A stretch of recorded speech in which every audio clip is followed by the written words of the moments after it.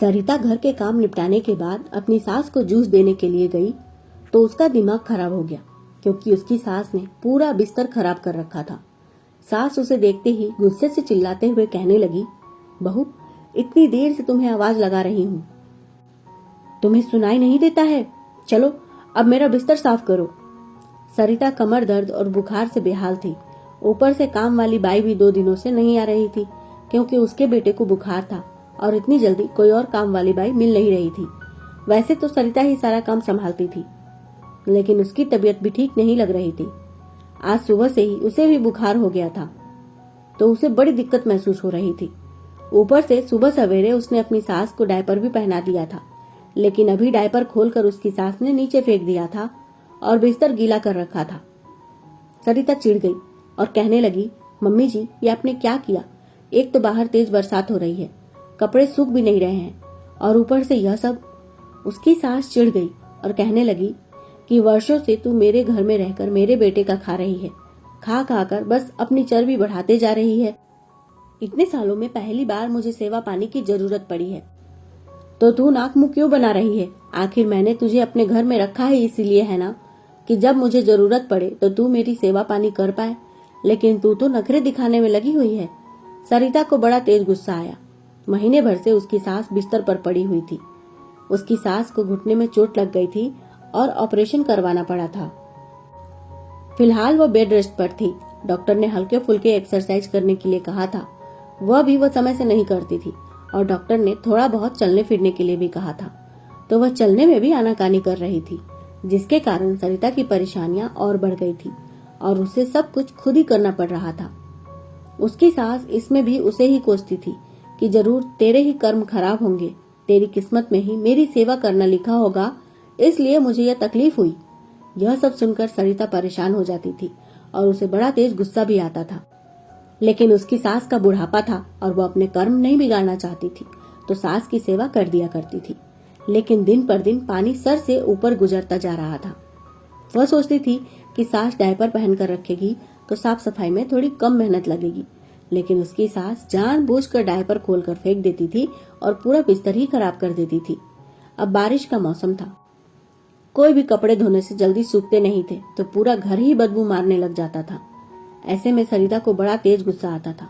ऊपर से घर भी काफी पुराना हो चुका था, तो बारिश में घर में सीलन से अलग ही बदबू सी आती रहती थी, और सास घर की मरम्मत भी नहीं करवाने देती थी, क्योंकि वो घर में कोई तोड़फोड़ नहीं चाहती थी। सरिता अभी गुस्से में खड़ी ही थी कि तभी दरवाजे की घंटी बजी। सरिता ने जाकर दरवाजा खोला तो सामने उसका पति रोहन अपना ऑफिस बैग लिए हुए खड़ा था। सरिता पीछे हटी तो रोहन घर के भीतर आ गया। हॉल में सोफे पर बैग रखते ही वो उसके कंधे पर हाथ रखकर पूछने लगा, क्या हुआ जान, आज तुम्हारा मूड थोड़ा ऑफ लग रहा है? सरिता फट पड़ी और कहने लगी कि तुम्हारी माँ को कुछ समझाओ, मुझसे इतने सारे काम नहीं होंगे, और वह जानबूझकर मुझे परेशान करने की कोशिश कर रही है। मैंने उन्हें डायपर पहनाया था, फिर भी उन्होंने डायपर खोलकर बिस्तर खराब कर दिया है।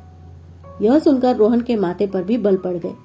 वह धीमे कदमों से चलते हुए माँ के कमरे में पहुंचा तो बेटे को देखते ही उसकी माँ गुस्से से चिल्लाते हुए बोली, बेटा, मैं डायपर नहीं पहनूंगी, अपनी बीवी को बोल वो मेरी गंदगी खुद साफ करे। अरे ये घर मेरा है, मेरे घर में रह रहे हो तुम लोग, अगर बहू मेरे लिए इतना भी नहीं कर सकती तो मैं तुम लोगों को घर से निकाल दूंगी। अगर तुम लोगों को इस घर में रहना है तो अपनी बीवी को बोलो कि मेरी अच्छे से सेवा करे, तभी मैं तुम लोगों को इस घर में रहने दूंगी। बहू खुद ही बुखार और थकान से परेशान थी। रोहन बोला, लेकिन माँ, अगर तुम हमें घर से निकाल दोगी तब तुम्हारी देखभाल कौन करेगा? तुम इतना कड़वा क्यों बोल रही हो? तब गोमती जी गुस्से में बोली, मेरी सेवा करने के लिए मेरे बड़े बेटा बहू भी हैं, यह मत भूलना तुम। मैं सारी संपत्ति भी उन्हें ही दे दूंगी और अपनी सेवा भी उन लोगों से ही करवा लूंगी। यह सुनकर सरिता आज चुप नहीं रह पाई।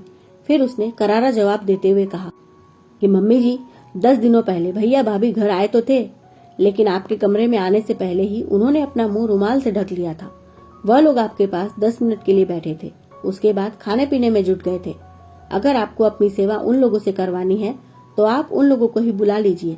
मैं भी देखती हूँ कि नाक पर रुमाल रखकर वह लोग कितनी देर तक आपकी सेवा करते हैं। या क्या वो लोग आपको साथ लेकर जाएंगे? आप अपनी सारी संपत्ति शौक से उन लोगों को दे दीजिए और अपनी सेवा भी उन्हीं लोगों से करवा लीजिए। रोहन भी चुप नहीं रह पाया। वह कहने लगा, माँ, वैसे भी यह घर बहुत पुराना हो गया है और मैं कब से कह रहा हूँ कि इस घर को रिपेयर करवा लेने दो। तुम ना तो इस घर की मरम्मत करवाने देती हो और ना ही यहाँ से कहीं और जाने के लिए तैयार होती हो।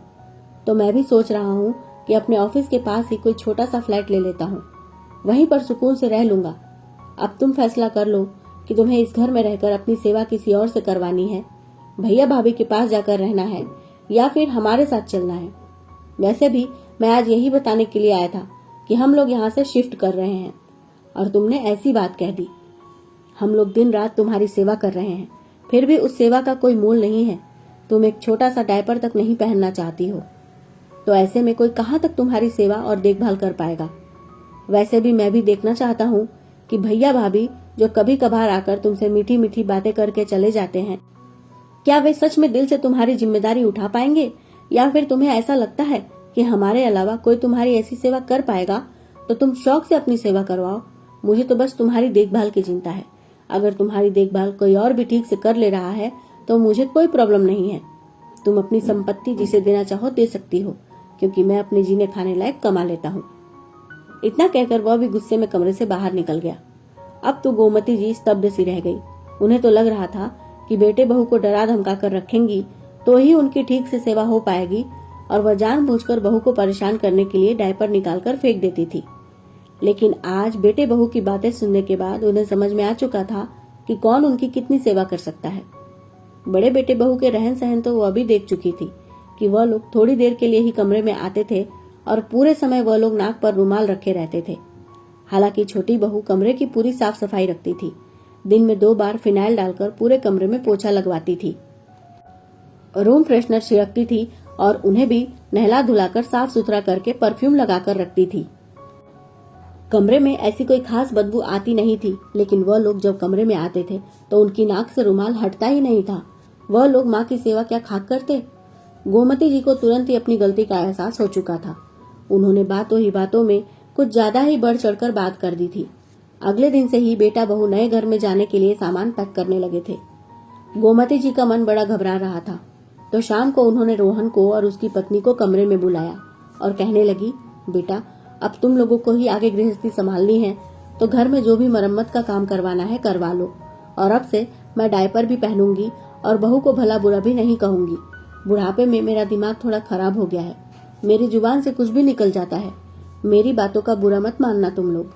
और मैं सारी जिंदगी इसी घर में रहती आई हूँ, तो इस घर को छोड़कर कहाँ जाऊँ। बड़के को अपनी जिंदगी जीने दो, मैं तो तुम लोगों के साथ ही खुश हूँ। इतना कहकर वो खामोश हो गई। रोहन और सरिता माँ को ज्यादा शर्मिंदा नहीं करना चाहते थे, तो सरिता कहने लगी, कोई बात नहीं मम्मी जी, जिंदगी में परेशानियां तो लगी ही रहती हैं। थोड़ा हम एक दूसरे को समझकर एक दूसरे के हिसाब से चले, तभी सारी चुनौतियों का सामना कर पाएंगे। आपने घर की मरम्मत करवाने की बात कर दी, तो अब हमें कहीं और जाने की क्या जरूरत है, और डायपर तो मैं आपको वैसे भी पहनाने ही वाली थी। इतना कहकर वह मुस्कुरा उठी तो गोमती जी भी हौले से मुस्कुरा उठी। तब सरिता बोली, और बस इतने से ही काम नहीं चलेगा, डॉक्टर ने आपको थोड़ा बहुत चलने के लिए भी कहा है और साथ में एक्सरसाइज भी आपको करनी पड़ेगी, क्योंकि मैं आपको फिर से चलते हुए देखना चाहती हूँ। गोमती जी की आंखों में आंसू आ गए और वो कहने लगी, हाँ बहू, अब मैं भी चलना चाहती हूँ। कब तक ऐसे बिस्तर पर पड़ी रहूंगी। आज शाम से ही तू मेरी एक्सरसाइज भी करवा देना और मुझे थोड़ा घुमा फिरा भी देना। अब तो ठीक है ना। सरिता और रोहन मुस्कुरा उठे, क्योंकि माँ अब उनके साथ प्यार से मिलजुल कर जीने वाली थी, ना कि उनके लिए और परेशानियां खड़ी करने वाली थी। दोस्तों, यदि घर के बड़े बुजुर्ग थोड़ा बच्चों की परेशानियों के बारे में भी सोचे तो शायद उनकी देखभाल और सेवा करना बच्चों के लिए और भी ज्यादा आसान हो जाएगा। आपके क्या विचार हैं? कमेंट करके जरूर बताइएगा।